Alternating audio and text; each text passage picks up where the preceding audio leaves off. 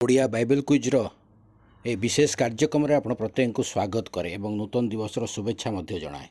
अति सुंदर भाव में प्रश्न उत्तर माध्यम आम यात्रा पुस्तक को ध्यान करुअछु।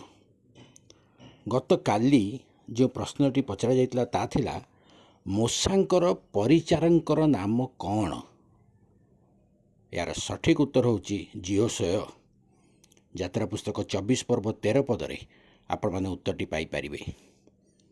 आज निमंते प्रश्न होची केतोटी जबनिका द्वारा आवास तंबू प्रस्तुत करा जिवो।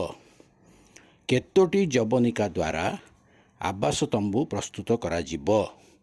आपण मान को उत्तर आम वीडियो कमेंट बॉक्स जाई आम मान को जणांतु। धन्यवाद।